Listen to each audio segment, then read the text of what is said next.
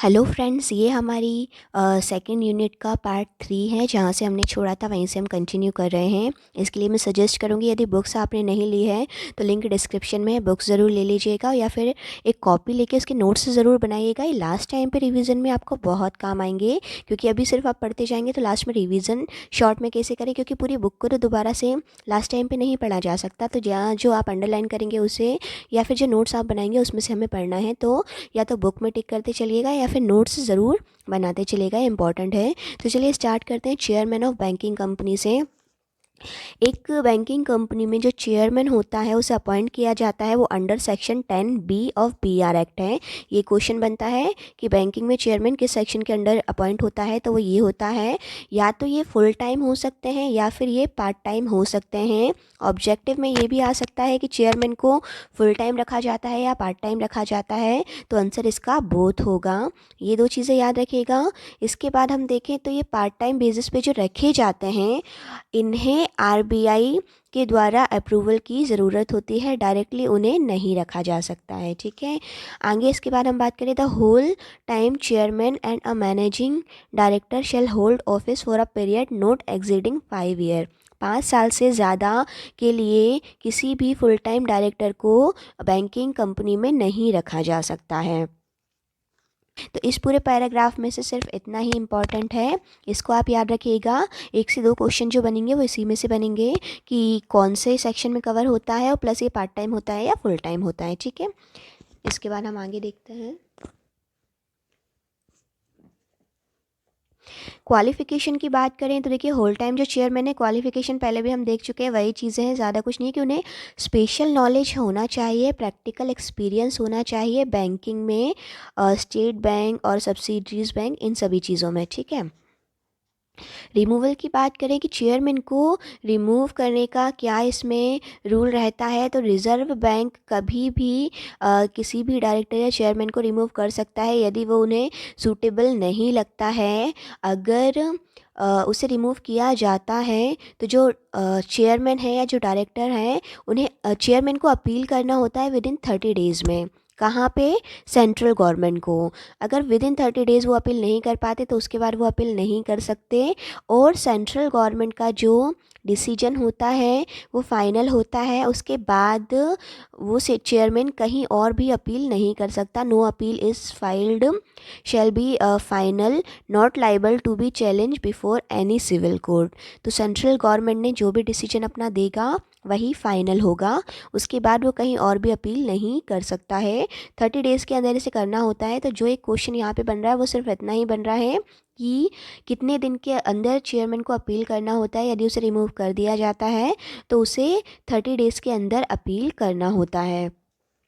Temporary vacancy की बात की जाए तो टेम्प्रेरी वैकेंसी को फिल आउट करने के लिए परमिशन लेना कंपलसरी है RBI की, और इन्हें जो टेम्प्रेरी अपील किया जाता है वो 4 मंथ से ज़्यादा के लिए नहीं हो सकता। तो यहाँ पे भी एक चीज़ हमें रिमाइंड में रखनी है कि टेम्प्रेरी वैकेंसी को कितने टाइम के लिए फुलफ़िल किया जाता है, तो वो ओनली 4 मंथ्स है। उसके बाद फिर permanent, whole time, part time chairman का अपॉइंटमेंट करना ही होता है। टेम्प्रेरी केवल 4 मंथ्स के लिए रहेगा।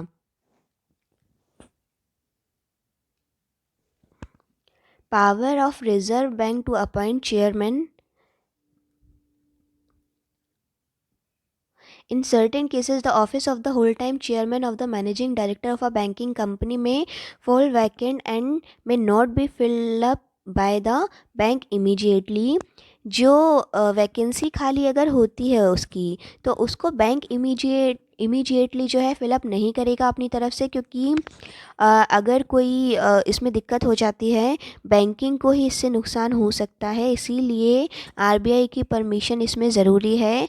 जो एलिजिबल पर्सन होगा उसे अपॉइंट किया जाएगा section 10BB of PR act. ठीक है, तो ये चीज़ें इसमें, यहाँ ज़्यादा कुछ खास इंपॉर्टेंट नहीं है। आगे हम देखते हैं।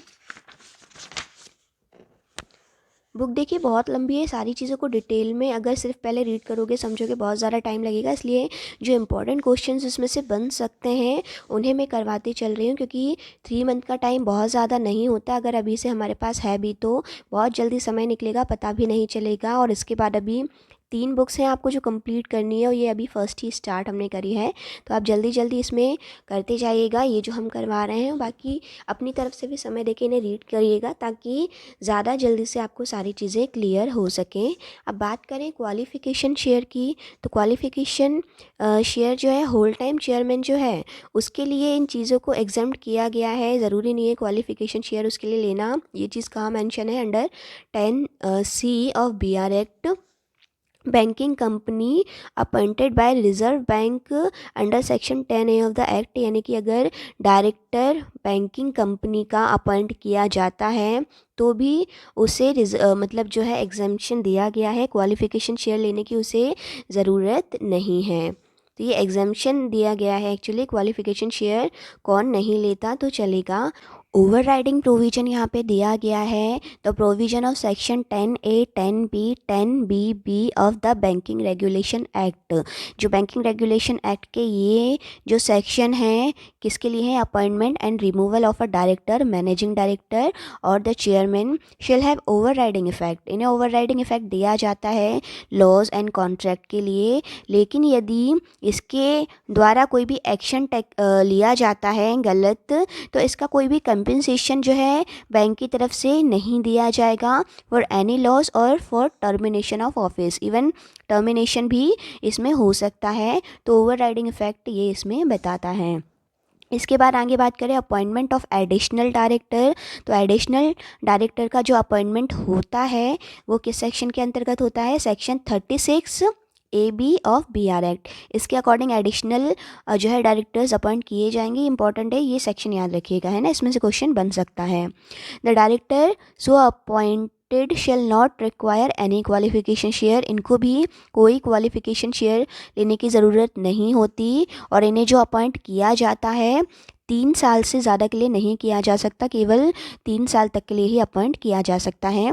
तो 2 चीज़ें काम किया एडिशनल डायरेक्टर्स में, एक इनका अपॉइंटमेंट के सेक्शन के अंतर्गत होता है और कितने साल के लिए होता है, तो 36AB, और 3 साल के लिए इनका अपॉइंटमेंट यहाँ होता है। रिस्ट्रिक्शन ऑन एम्प्लॉयमेंट, तो एम्प्लॉयमेंट जो निकलता है उसमें रिस्ट्रिक्शन जो है रहता है, तो वो BR एक्ट के सेक्शन 10 के अंतर्गत बोला गया है। Prohibits employment of managing agent and imposes restriction on employment of certain type of person।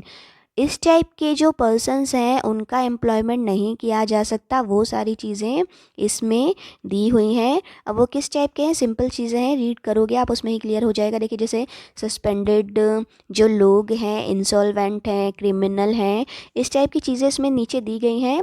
और बाद में एक एग्जाम्पल दिया गया है, Central Bank of India versus their workmen, इनके साथ जो हुआ था, केस हुआ था एक्चुअली।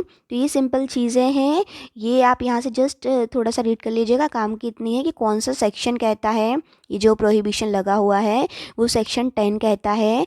बाकी जब इनके ऑब्जेक्टिव क्वेश्चंस अटेम्प्ट किए जाते हैं तो जो थोड़ी बहुत चीज़ें रह भी जाती हैं वो डाउट सब क्लियर होते जाते हैं जब ऑब्जेक्टिव भी हम करेंगे NS टूर की बुक से। इसीलिए अगर कोई चीज़ें एक बार में कई बार क्लियर नहीं होती, कोई डाउट रहता भी है, तो उसकी आप जो है चिंता मत कीजिएगा। वो जब ऑब्जेक्टिव क्वेश्चंस और होंगे तो जो थोड़ी बहुत रह भी जाएगी चीज़ वो वहाँ कवर हो जाएगी, और शॉर्ट नोट्स जब पढ़े जाएंगे उसमें कवर हो जाएगी, क्योंकि उसमें सभी चीज़ों का कंक्लूजन होता है। ठीक है, इसलिए हम आगे बढ़ते हैं।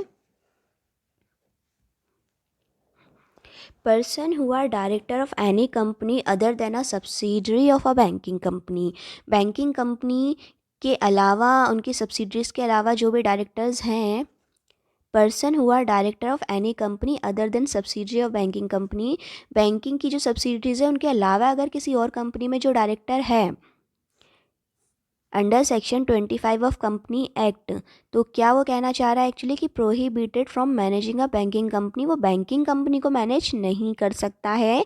कौन, जो दूसरी कंपनीज में डायरेक्टर्स हैं वो बैंकिंग कंपनी को मैनेज नहीं करेंगे। ऐसा कोई खास क्वेश्चन इसमें से बनता नहीं है, इसलिए ज़्यादा ज़रूरी नहीं है, उसे हम छोड़ देते हैं। Power to remove management and other personnel, control over management के अंतर्गत ये आ रहा है।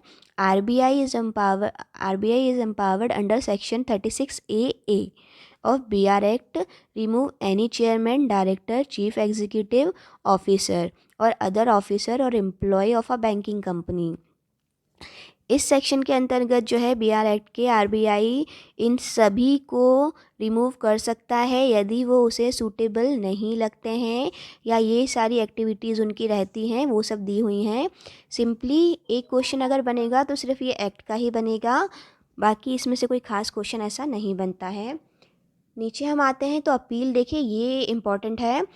अगर किसी को रिमूव किया जाता है तो वो कितने दिन में अपील कर सकता है? सेंट्रल गवर्नमेंट को 30 डेज़ है, चेयरमैन के लिए भी 30 डेज़ था, और यहाँ बाकी ये जो है सभी डायरेक्टर्स हो या कोई भी एग्जीक्यूटिव हो, सभी के पास 30 डेज़ का टाइम होता है। ये 30 डेज़ के अंदर सेंट्रल गवर्नमेंट को अपील कर सकते हैं और यही फाइनल डिसीजन होता है जो सेंट्रल गवर्नमेंट का आता है। उसके बाद वो कहीं भी चैलेंज उसे नहीं कर सकता। ये इंपॉर्टेंट है, चाहे किसी में से भी क्वेश्चन आए, एक क्वेश्चन इसमें से पक्का आ सकता है, तो इसे याद रखिएगा। Effect of the order to removal, ये जो रिमूवल का ऑर्डर होता है वो कब से मान्य होता है? इसमें जो इम्पॉर्टेंट है वो चीज़ याद रखिएगा कि अगर उनका रिमूवल किया जाता है ऑर्डर का, तो वो कम से कम 5 साल तक उनमें फिर पार्ट नहीं ले सकता और उसे 250 रुपीज़ ईच डे के अकॉर्डिंग इसमें फ़ाइन भी लगता है। तो ये दो चीज़ें बस पूछी जा सकती है कि फ़ाइन कितना लगता है, तो 250 रुपीज़ पर डे के अकॉर्डिंग लगता है और 5 साल तक उन्हें परमिशन नहीं होती पार्ट लेने की मैनेजमेंट में। Appointment of a suitable person, तो any chairman, director, chief executive officer, other officer और employee is remove by Reserve Bank under 36AA as above. The Reserve Bank may appoint a suitable person in his place, तो Reserve Bank इनके बदले में किसी को भी appoint कर सकता है, लेकिन ये अपॉइंटमेंट भी 3 साल से ज़्यादा का नहीं होगा। तो ये चीज़ बस यहाँ काम की है। इसके बाद हम आगे देखते हैं। देखिए यहाँ जो है कॉरपोरेट गवर्नेंस के बारे में लिखा गया है, कोई भी खास डेटा इसमें है नहीं। एक्चुअली ये सब एग्जांपल्स दिए गए हैं। Cadbury committee in 1992, governance published in 1999 जो DECO था। क्वेश्चंस इसमें से कोई खास ज़्यादा नहीं बनता है, इसीलिए इसे हम छोड़ देंगे। कॉरपोरेट गवर्नेंस एंड बैंक, तो ये पूरा ही पेज एक्चुअली दोनों ज़्यादा काम के नहीं है, जिसमें से कोई खास क्वेश्चन नहीं आता है, इसलिए इसे हम लेफ़्ट कर रहे हैं। आपको यदि लगता है एक्स्ट्रा मार्क्स के लिए कि गलती से ना आ जाए तो आप इसे सिंपली रीड कर सकते हैं, बट अभी तक कोई खास क्वेश्चन इसमें से बना नहीं है। काम की चीज़ आगे हम देखेंगे, डायरेक्टर्स एंड कॉरपोरेट गवर्नेंस। इसमें भी सिंपली चीज़ें बस ये दी गई हैं डायरेक्टर्स एंड कॉर्पोरेट गवर्नेंस में कि इन्हें ट्रेनिंग दी जानी चाहिए। सेकेंडली इसका हम देखें, गांगुली कमेटी एक्चुअली थी, RBI का सर्कुलर इशू हुआ था 25 जून 2004, जिसमें गांगुली कमेटी की बात हुई थी। इसमें फिट एंड प्रॉपर एक सेंटेंस को बोला गया था। तो फिट एंड प्रॉपर क्या है? जिसके पास जो है मिनिमम शेयर्स होना चाहिए, क्वालिफिकेशन शेयर जो रखता है अपने पास, उनके बारे में यहाँ बात हो रही थी। तो ये देखिए यहाँ पे शॉर्ट में उन्होंने बताया भी है, fit and proper status important share holding of 5% and above as let down RBI circular this. इसके सर्कुलर में लिखा हुआ है कि जो 5% या उससे ज़्यादा ले लेता है शेयर्स, वो इस कैटेगरी के अंतर्गत आता है। As a matter of desirable practice not more than 1 member of a family, किसी भी डायरेक्टर की फैमिली मेम्बर्स में से एक से ज़्यादा पर्सन या क्लोज रिलेटिव जो हैं वो नहीं होना चाहिए। किसमें? कंपनी एक्ट 2013, और an associate should be on the board of a bank. जो बैंक का बोर्ड होता है उसमें किसी भी डायरेक्टर की फैमिली मेम्बर में से एक से ज़्यादा नहीं होना चाहिए। ये सिंपली इसमें इन्होंने कहा है। Guidelines have been provided in respect of fit and proper criteria for directors of bank by the RBI। अभी सर्कुलर की चीज़ें ही बार बार ये बोल रहे हैं। रिकमेंडेशन कौसका था? गांगुली कमेटी का था। तो ये सर्कुलर था फिट एंड प्रॉपर जिसमें सेंटेंस बोला गया था, और ये गांगुली कमेटी के अंतर्गत था। तो ये गांगुली कमेटी का जो है कब आया था ये पूछ सकते हैं ज़्यादा से ज़्यादा। तो ये 2004 का है। ठीक है। उसके बाद बीइंग अ डायरेक्टर, अगर आप डायरेक्टर हैं तो ये रिक्वायरमेंट आपकी फुलफ़िल होना चाहिए। कौन सी? फिट एंड प्रॉपर वाली। बस ये इतनी चीज़ें हैं, ज़्यादा इसमें से खास है नहीं। लेट्स हम आपको जस्ट रीड करके ये देखिए जो इंपॉर्टेंट चीज़ें इसमें हैं कीवर्ड्स वो देख लेते हैं। एडिशनल डायरेक्टर ये हमने देख लिया था। Authorised capital, overriding provision, paid up capital, पूरा कैपिटल का स्ट्रक्चर हमने देखा था, तो वो आपको आई होप याद होगा अच्छे से। Place of business, substantial interest, subscribed capital and subsidiaries.